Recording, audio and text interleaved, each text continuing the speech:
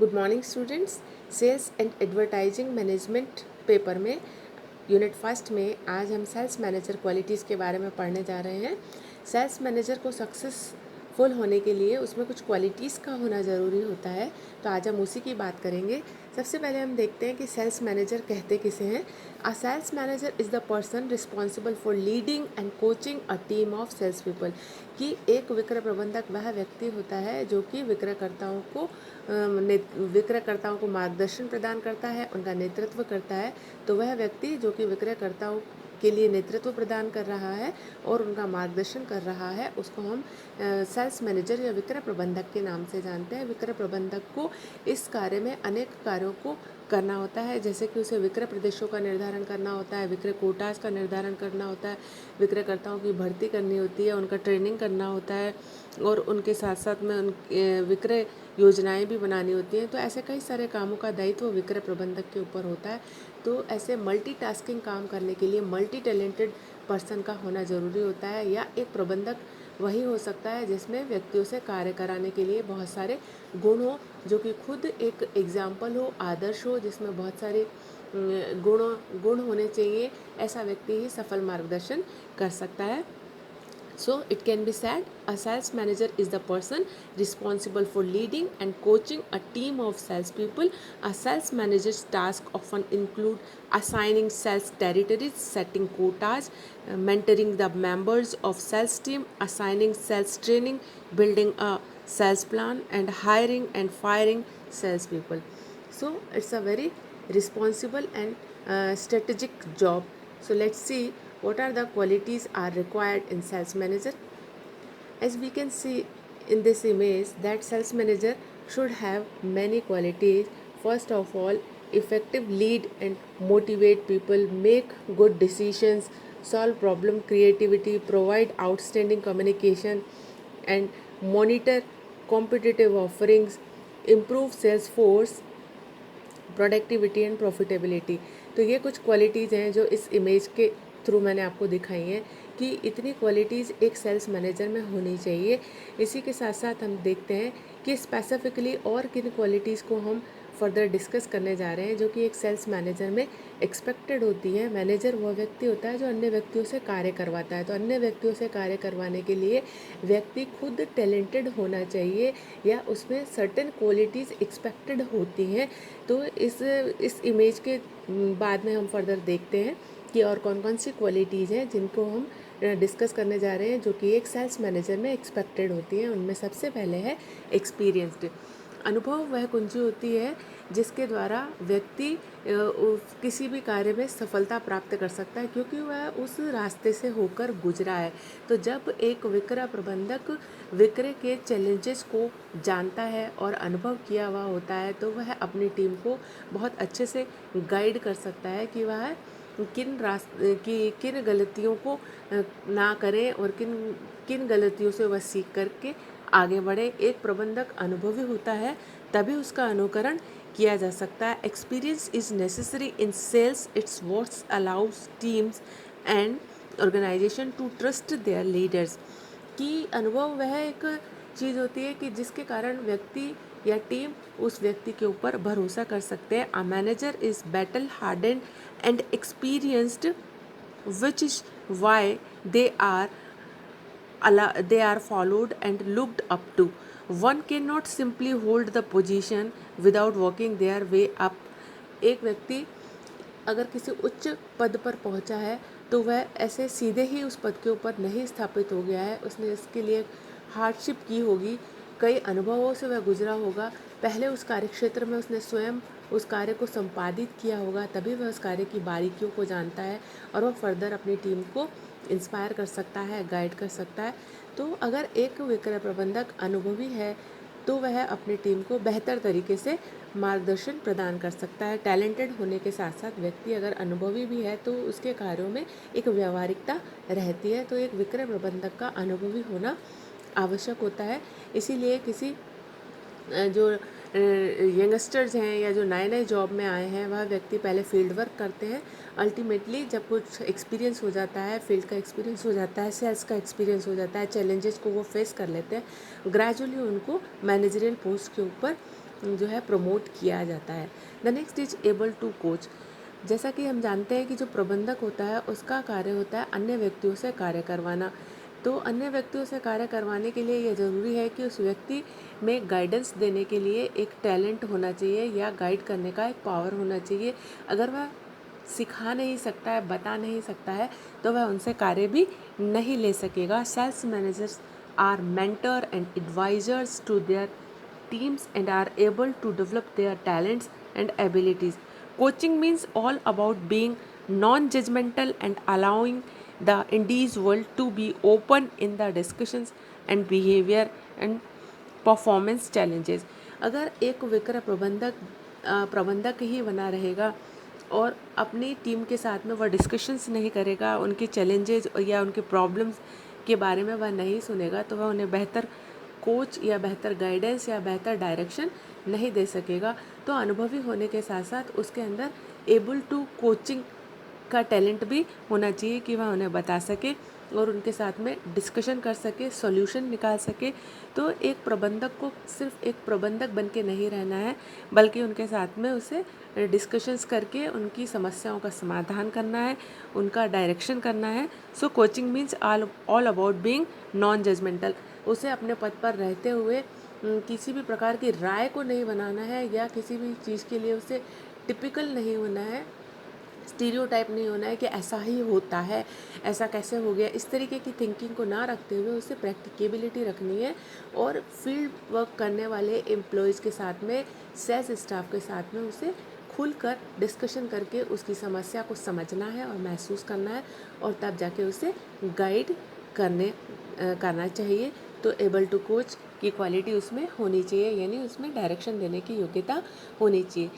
एक और इसके अंदर जो टैलेंट है वो है लीड्स बाय एग्जाम्पल। एक अच्छा नेता या प्रबंधक वही होता है जो कि स्वयं अपने आप को उदाहरणों के द्वारा साबित करता है।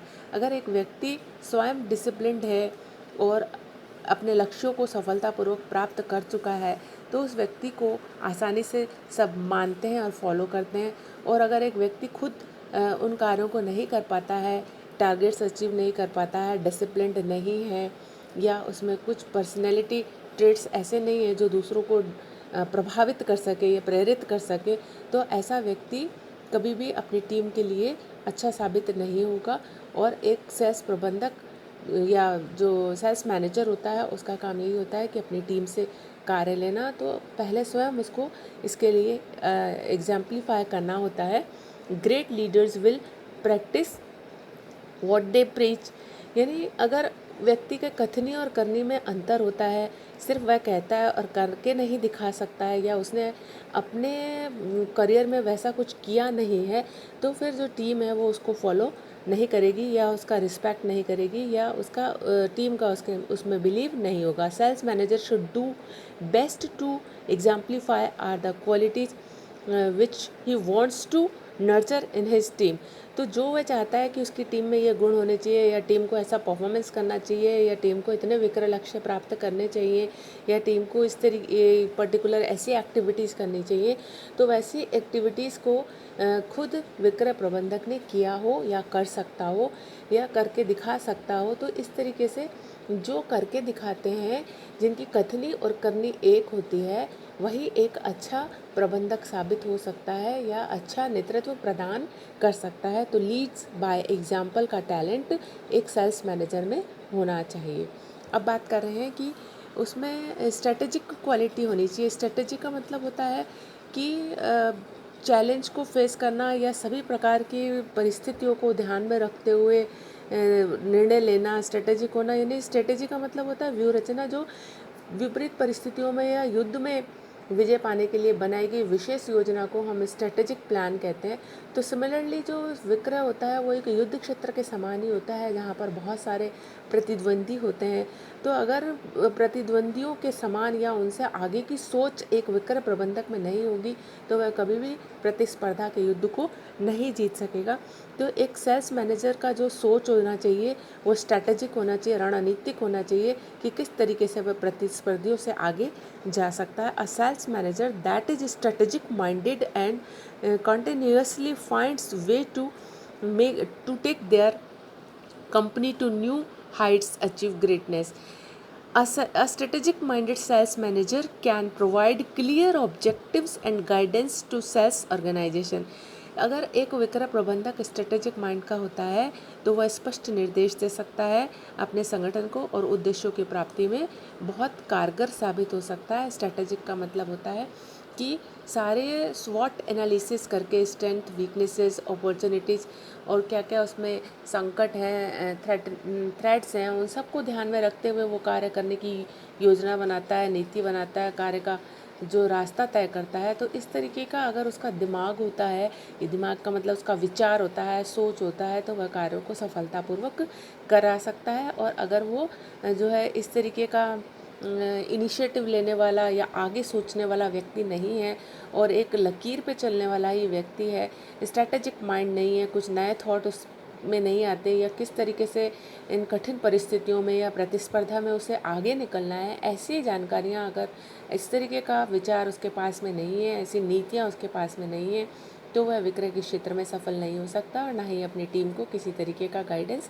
दे सकता है। So a sales manager should have a strategic thought or mind. A sales manager that is strategic minded and continuously finds way to take their company to new heights achieves greatness. तो strategic mind वाला व्यक्ति ही अपनी company को new Heights दे सकता है और उसे सफलता के मुकाम पर पहुंचा सकता है। अब बात कर रहे हैं हैज इंटीग्रिटी। इंटीग्रिटी का मतलब ये होता है कि उसकी पर्सनालिटी में जो है डबल स्टैंडर्ड नहीं होने चाहिए, उसकी कथनी, उसका कहना और उसका करना एक होना चाहिए। How a manager acts and carries himself और herself often reflects on the rest of the team. एक प्रबंधक किस तरीके से काम करता है, इसका प्रभाव उसकी टीम पर पड़ता है। So the words and actions of a sales manager should be same. So one sales manager should say what does he means and should do what he said. यानी उसके जो काम हो या उसका जो परफॉर्मेंस है या जो उसका एटीट्यूड है, तो उसका एटीट्यूड सैद्धांतिक और व्यावहारिक रूप से दोनों एक होना चाहिए।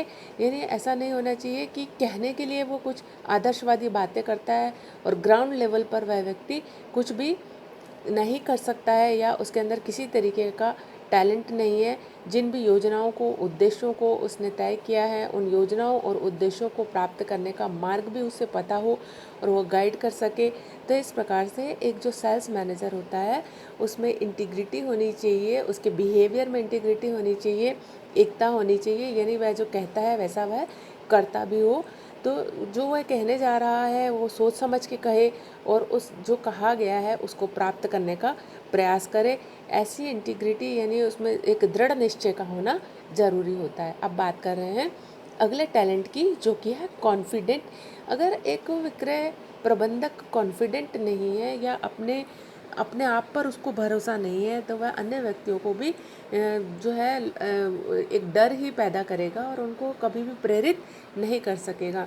चाहे मुश्किल समय हो, विक्रय अपने आप में एक बैटल होता है, वहाँ पे बहुत प्रतिस्पर्धी है। जबकि आज के टाइम में जब ग्लोबलाइजेशन है तो एमएनसीज को भी फेस करना होता है, जो कि कैपिटल पॉइंट ऑफ व्यू से, टेक्नोलॉजी पॉइंट ऑफ व्यू से काफ़ी स्ट्रॉन्ग होती हैं। तो इन दैट केस ऐसे स्ट्रॉन्ग ऑर्गेनाइजेशंस या कंपनीज़ को फेस करने के लिए एक विक्रय प्रबंधक को बहुत मजबूत आत्मविश्वास वाला होना होता है, क्योंकि विक्रय क्षेत्र में या व्यवसाय में उतार चढ़ाव आते रहते हैं।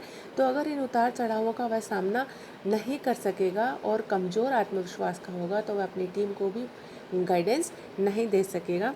तो ऐसे टफ़ टाइम में भी वो अगर स्माइल करता है और दूसरों को भी स्माइल करने के लिए एक एक कोई रीज़न देता है या अपने आप को वो काम शो करता है और इस समय में वह बिखरता नहीं है या डिप्रेस नहीं होता या एंजाइटी शो नहीं करता है, तो वो उसकी टीम के लिए एक बहुत अच्छी बात होती है। और कॉन्फिडेंट होने से ही जो है वो किसी भी मुश्किल समय को पार कर सकते हैं।